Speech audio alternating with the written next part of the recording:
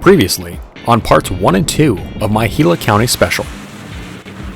Beginning north of the town of Strawberry, I followed Forest Road 300 for the first 2 days along the edge of the scenic Mogollon Rim. I explored the area, visiting General Springs Cabin and diving into the history of the Battle of Big Dry Wash, before finding a nice rimside camp for night 1. The next day I continued exploring, hiking to the failed ruins of a railroad tunnel project before continuing east along Rim Road. I visited another set of historic cabins and enjoyed some fantastic views and trails along the way. After reopening the road and continuing further east, I made my way onto a spur trail and followed it to the end of Promontory Butte. In this remote and isolated area, I enjoyed a fantastic and chilly evening at camp before turning in for the night. Today, I continue with days 3 and 4 of my trip, dropping off the Mogollon Rim and turning south to head for the town of Young and the marvelous Sierra Ancha Mountains. I'll explore the rich history of Young, including the long-running and violent Pleasant Valley Range War that plagued this area between 1882 and 1892. Later in the day, I'll push deeper into the mountains, finding a scenic place to stop for the night and brace for the oncoming inclement weather that was on the way, which would begin on day 4 and make for one of the most interesting trip days yet.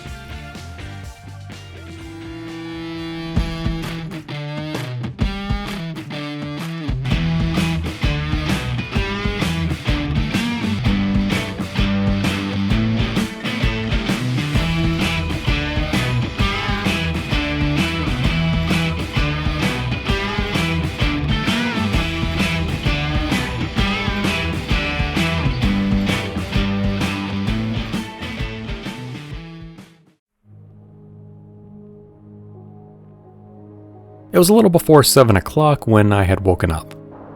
I spent some time up in the tent relaxing, before quickly being enticed by the incredible view outside.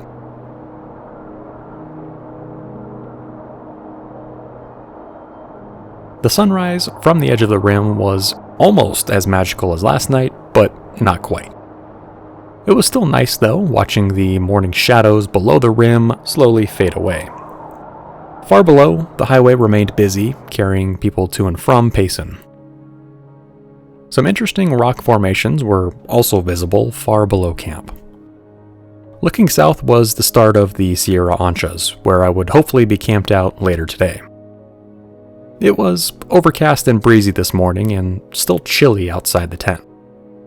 With the increasing clouds that were quickly developing over camp and anxious to get rolling on the day, it was time to get everything packed up. I stowed the tent away. With the added thickness of the rainfly, I had to take out the sleeping bags, which I usually keep up there while I'm on a trip. Okay, good morning from day 3. Had a nice morning here at camp, just kind of relaxing, enjoying the view for a while. It is still a little bit gusty and cold this morning. I think it got down to about 37 degrees last night, but with the wind, of course, it was feeling a little bit more chilly. But slept great, much better than the night before.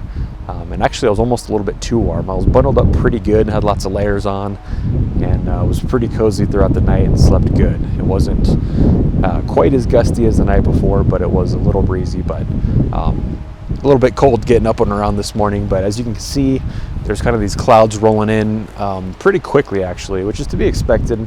There's supposed to be rain later on in the day and potentially snow, but I don't know, it almost looks like rain could be coming very soon, so that encouraged me to get camp cleaned up a little bit early. I'm going to get the camp stove cleaned up and just eat breakfast on the go, because I don't want to get caught with sprinkles or rain or anything. I'm just going to get this cleaned up as a precautionary measure so we can get rolling off Promontory Butte, which has been fantastic, and then back to Rim Road.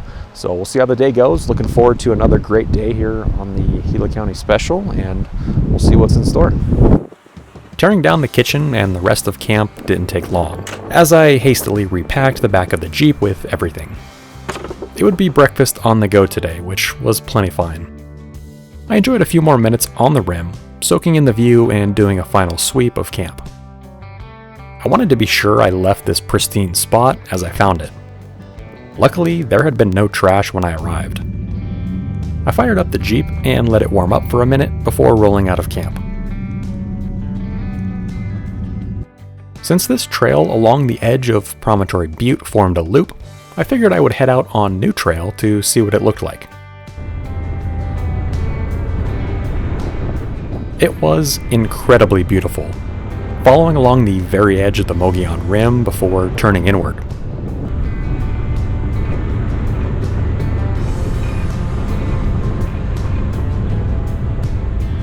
There were several more great campsites, all pretty well spread out.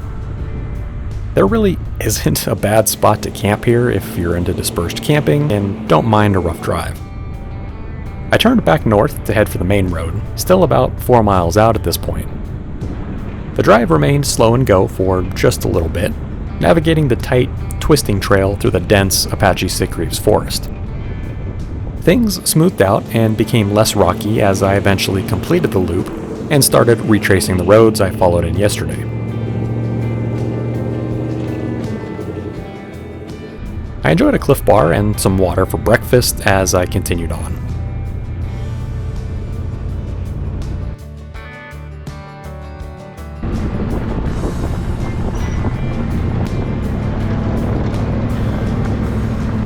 The overcast clouds made things a little gray and gloomy, but the drive was still enjoyable, and I was able to test out / show off my new lights along the way. The road quickly became more traveled as I approached Forest Road 300, the main thoroughfare through this area. I turned right to continue eastbound. While this was my third day here on Rim Road, its 43 miles can easily be completed in a few hours if you're in a rush.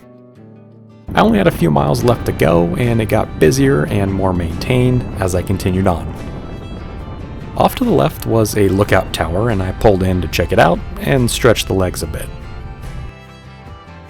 The tower here is impressively tall. However, the tower and the bathroom facilities remain locked up tight, so there's really not much to check out. The sun had come back out at this point, but looking up at the tower, you could see just how quickly the clouds were zipping by to the north. I was soon back on Rim Road, making quick time on the last few miles. I passed several larger, developed campgrounds and turnoffs, and the road quickly turned into a construction zone, with tons of heavy semis hauling material in and out of the area. Just before getting back to pavement, I pulled off in a clearing to air back up. Okay, and we're at about mile marker 40 of Rim Road, which means we are about done with all of the dirt for this section. Going to have a very brief pavement stretch coming up. And then once we cross over Highway 260, Young Highway is going to be a mix of smooth dirt roads and some paved sections, although it's going to be mostly dirt. But I can always air back down if I need to, but since we're going to be doing some pavement and some fast moving stuff, may as well just take the opportunity now to get aired up. We had aired down, it was about down to 15, 16 pounds, and going back up to roughly 30. But it's day 3, the morning of day 3. It was about 48 hours ago when we aired down. So it's 2 full days of aired down, and I'm glad we did because some of the trails were a little bit rougher. But yeah, it's just time to air up.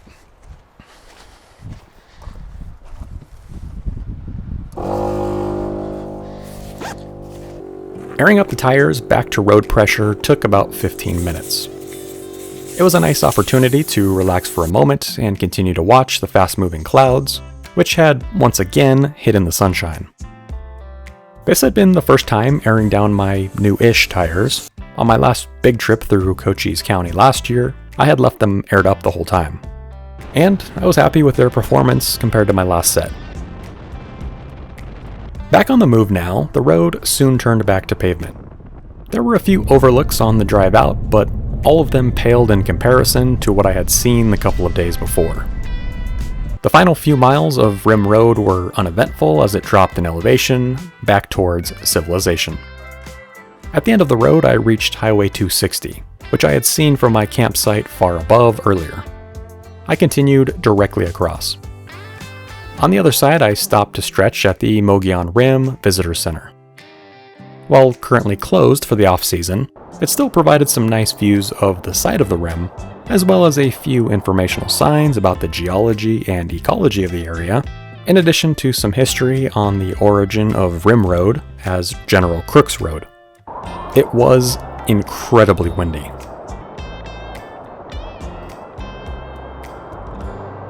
From the visitor center, I continued south on unpaved roads.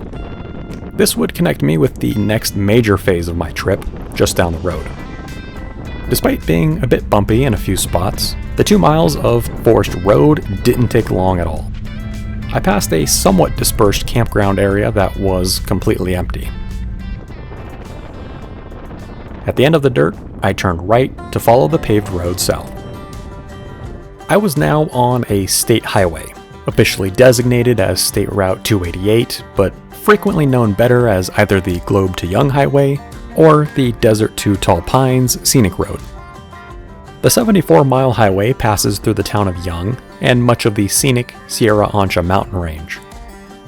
It would serve as the base of exploration for the final 2.5 days of my trip. While technically a state highway and having a few paved sections here and there, most of the route is unpaved. After twisting through the pines for a short stretch, the road soon turned back to dirt. From here, it was still 23 miles to get to the town of Young. The dirt superhighway continued south, steadily dropping downhill. While the surface was fast-moving, it was heavily washboarded, meaning it was a bit noisy inside the Jeep. There was also a ton of traffic as a wide variety of tourists, residents, and commercial delivery vehicles used the road on a daily basis. The highway was a mix of long, straight sections and gentle curves as it works its way south through Tonto National Forest land. There were a few turnoffs and trailheads along the way, but no major views yet. After about 7 miles, I split off to the east of 288.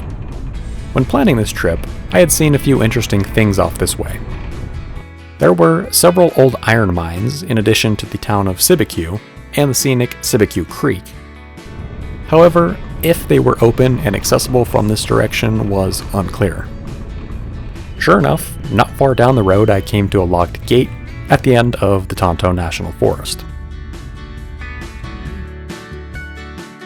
This was the boundary of the Fort Apache Reservation, and recreational permits are needed for any kind of access. So I would have to scratch those few stops off the list, at least for now. I turned around and headed back for the Young Highway. I retraced my way back.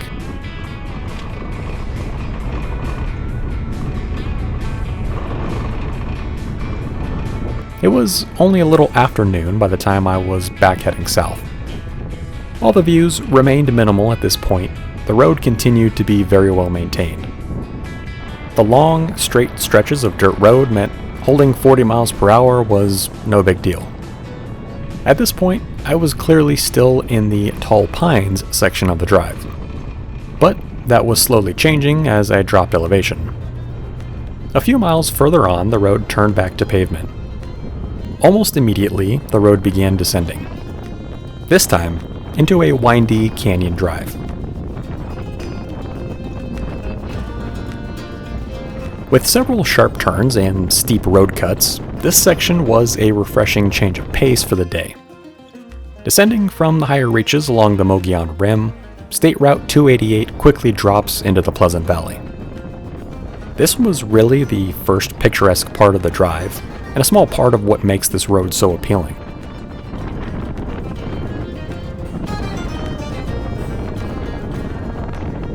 At the bottom of the hill, I entered a residential area, as I was now on the outskirts of the town of Young. After initially passing it, I took this opportunity to top off the gas tank. This was essentially the only gas station along my entire 300-mile route, and seeing as I was now well below half a tank, it was now or never. The town of Young has very limited opportunities for gas and groceries, so I had to take what I could get. I also topped off the cooler with ice and picked up a bundle of firewood in case I felt like a fire later. I continued south into the small town of Young, little more than a blip on the map today, but home to the deadliest range war in US history. The Pleasant Valley War, also called the Tonto Basin War, began in 1882. It was fought between the Tewksbury and Graham families. Although the ranchers initially started as friends who lived peacefully here in the Pleasant Valley around Young, things would quickly turn sour when large cattle baron James Stinson came to the area. He accused both families of rustling cattle from his large ranch operation. After court battles, the Grahams were eventually persuaded by Stinson to turn on the Tewksburys, betraying their friendship and kicking off the long feud. The conflict escalated as accusations ramped up and the violence began. The Tewksburys brought sheep to the Pleasant Valley, which was a highly unpopular move among ranchers like the Grahams and Stinson. The addition of other rowdy cattle outfits such as the Hashknife Cowboys and the Daggs brothers only brought additional violence and further complicated the feud. Accusations of theft and murder ran rampant, and vigilante justice was swiftly used by both parties. By 1887, 2 people were killed at the Tewksbury family ranch, and another 3 were killed in a shootout between Apache County sheriffs and the Blevins family, who were allies of the Grahams. The death toll continued to rise as members of each family were slowly picked off by masked men and hired hands. By 1892, only 2 men were left, Tom Graham and Ed Tewksbury. Graham fled the area but was quickly gunned down, while Tewksbury went to trial for alleged murder. In the end, between 35 and 50 people were killed in the decade-long conflict. While generally centered around the present-day town of Young here in Pleasant Valley, the conflict naturally spilled into the surrounding Apache and Navajo counties as both sides herded animals and tracked each other down throughout the region. It was the Pleasant Valley War, along with the ongoing Apache War, that led many people back east to deny Arizona statehood, claiming it was far too uncivilized and rough to be part of the Union. And perhaps they were right. Being home to the most violent range war in U.S. history, topping that of the Hatfields and McCoys, certainly wasn't helping anything. And of course, this is a massively oversimplified summary of the conflict. I would highly recommend listening to the Legends of the Old West podcast series about the Pleasant Valley War, or picking up one of the many books for a deeper dive. Today, Pleasant Valley remains true to its name. The days of vigilante justice and rampant murders are a thing of the past. About 600 people live in the town of Young, isolated from the rest of the state by the lack of a continuous paved highway. Today, shockingly little evidence remains from the days of the Pleasant Valley War. My first stop in town was at the cemetery. While most of the victims of the war were likely buried in unknown graves wherever they were shot, a few important names remain laid to rest here. Most notably are John and William Graham, both killed in 1887. John was killed in a shootout in town at the old Perkins store. William was shot in the gut while rounding up horses and died shortly after. Another victim, Harry Middleton, is also buried here.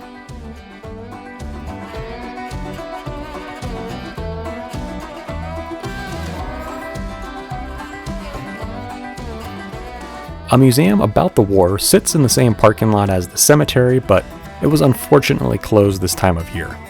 Although, I imagine it is a fascinating way to get a better understanding of the conflict. Outside of this and a couple scattered historic markers, no other evidence of the Range War remains today in Pleasant Valley. After driving up and down Main Street, seeing what the town had to offer, and visiting the few historical markers, I backtracked through town to head for my planned camping area.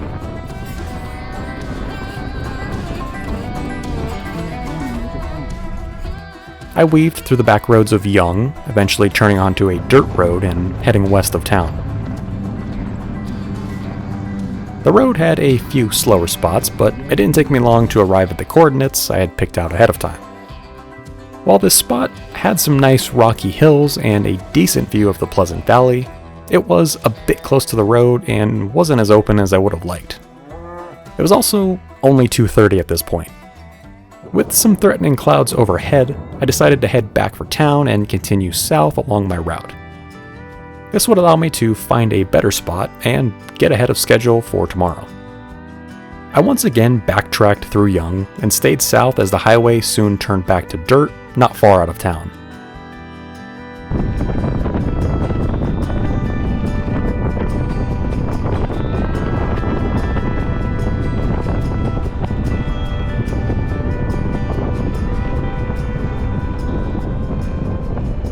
The road climbed and passed a marker which had a nice overlook of the entirety of Pleasant Valley.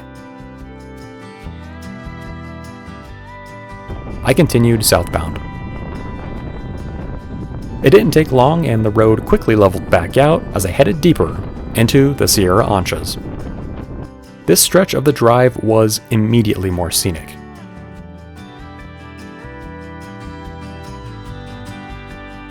Along the way, I explored a few rougher side roads, hoping to find a nice spot to stop for the night, but to no avail.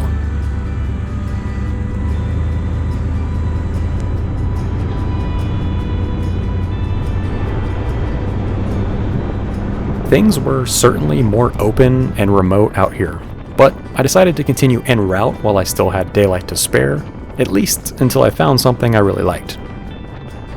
After passing a couple cattle ponds and a few other people camped out, the landscape really opened up. Up ahead was a stunning intermingling of mountain peaks and canyons cut deep into the terrain. The road gently climbed along the edge of a valley. The sun was out and forward progress was steady. The seemingly endless wilderness went on as far as the eye could see, disrupted only by the occasional other traffic on the highway.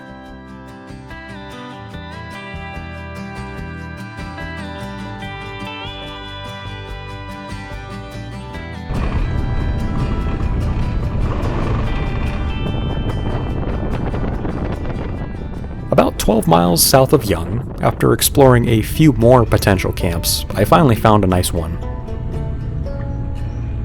Just off the highway was a large clearing that would serve nicely as my stop for the night. There were a couple of fire rings here from past campers and plenty of room to spread out.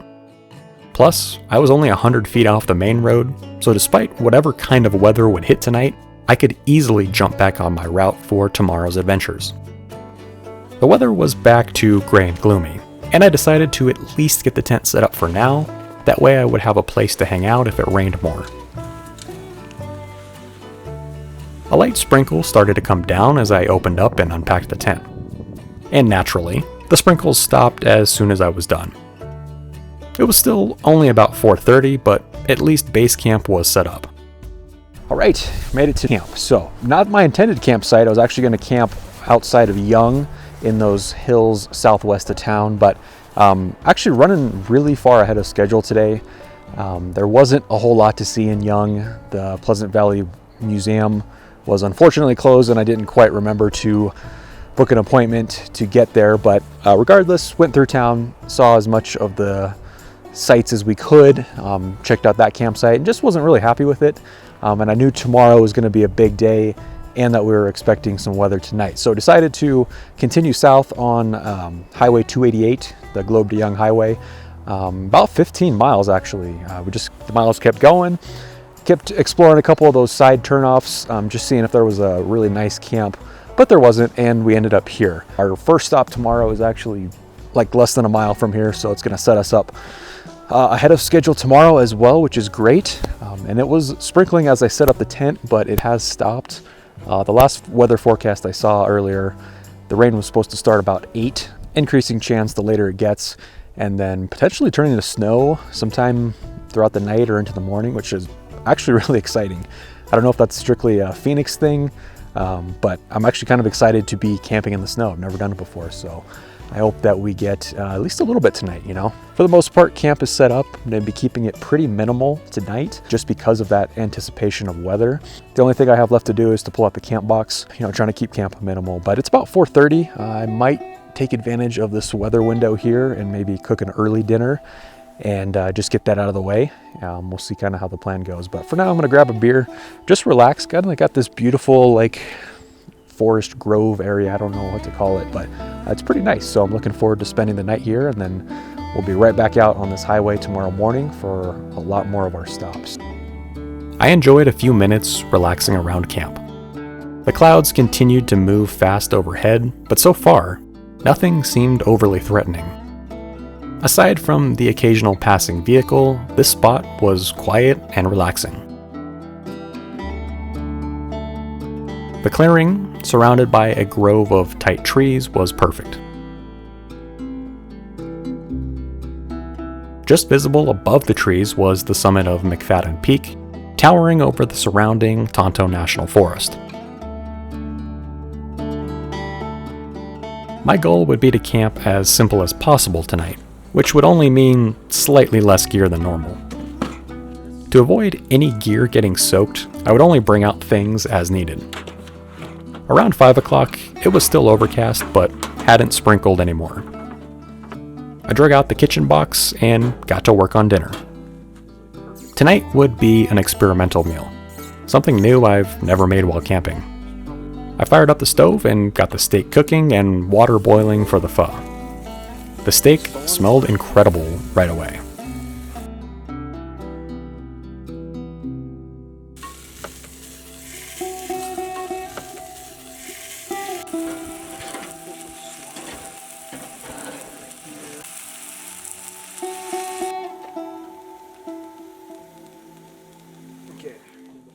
Dinner was ready by 5:45, just after the sun had set, and it was time to try out this new concoction.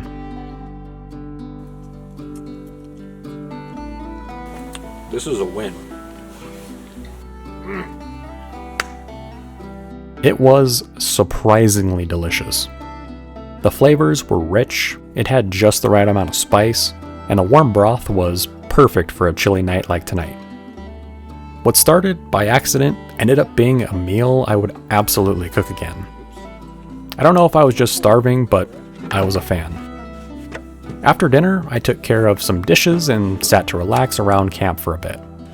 So far, it was still dry, but I could only imagine the storm was getting closer by the minute. Some occasional traffic continued to pass along the highway, but otherwise, it was a quiet night. I retreated up into the tent to continue relaxing. Since it was dark, I had to resort to reading and updating people back home via the inReach, since there was no cell coverage here. Okay, and so we're up in the tent. Currently about 8 o'clock. Pretty much been hanging out for as long as I can. What's funny is the only time it's sprinkled tonight is when I was setting up the tent. You know how I was rushing around to get dinner done. It looked like it was going to rain. Been watching the clouds blow over, and it's been perfectly dry since. The nice thing about having the inReach is you can ping the weather. So I did that. When I checked about an hour ago, it was around 45 degrees or so. And there was a chance of, mild rain throughout the night. But around 8, it said there was a chance of snow. So I'm really kind of hoping for some snow. I know that sounds crazy, but it'd be kind of fun to wake up and see, a little bit of snow or kind of experience some snow tomorrow. But we'll find out. But anyways, up in the tent, dinner was fantastic. Had a nice relaxing night here at camp. Just going to read a little bit more. So I got my book, and I do that. I got one more beer for the night, and got, of course, the obligatory snack. So I'll be chilling up here for probably about another half hour or so. Try and be in bed by about 8:30 or so. A little bit of an early night tonight, but going to get caught up on sleep. Tomorrow's going to be a big day and a fun day, and I'm looking forward to it. But that's going to be it here from night 3. Looking forward to a great night, and see you all tomorrow.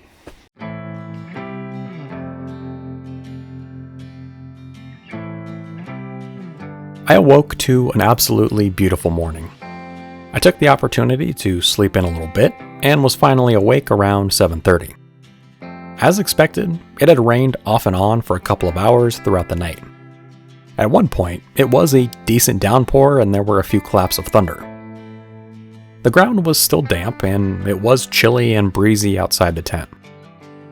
I walked around the area surrounding camp for a little while. By the time I made it back, I noticed it had ever so slightly begun to snow. It was very gentle and barely noticeable at first. I was incredibly excited. Living in Phoenix, I'm fortunate to only see snow when I make an effort to travel to it, so this was a pleasant surprise. The sun was still out for now, and the snow quickly picked up.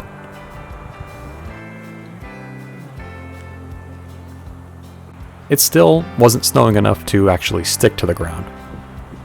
I sat around for the better part of an hour, enjoying the silent snow. The forest becomes a magical place in the snow. There's just something so relaxing about watching it gently fall.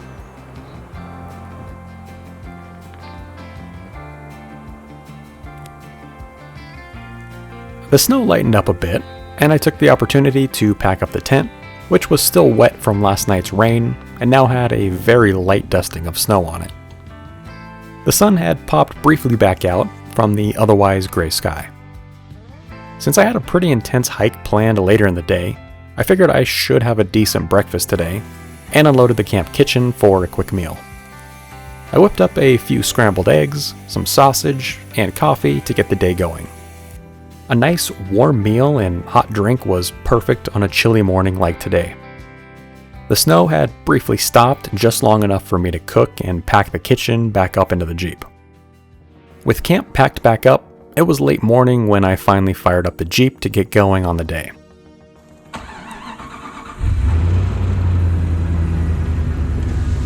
The sun had dipped back behind the clouds and the snow returned, becoming heavier as I was ready to set out.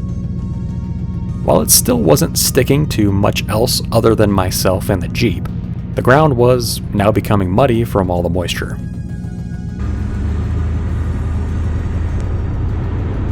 The visibility quickly dropped as the snow picked up and the low clouds closed in.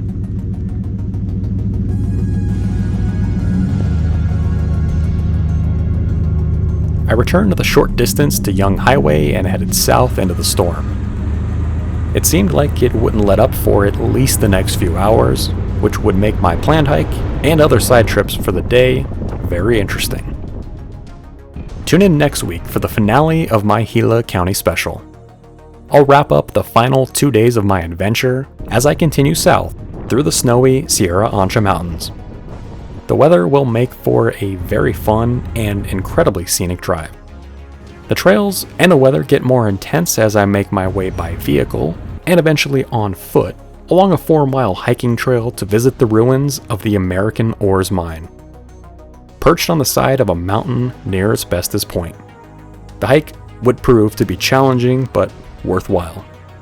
Late in the day, I would continue south on Highway 288 to spend my last night camped along a scenic canyon overlooking both Roosevelt Lake and the rugged Sierra Anchas. The final day, I'll explore the radioactive ruins of the Red Bluff mine before completing the final stretch of the trip into Globe.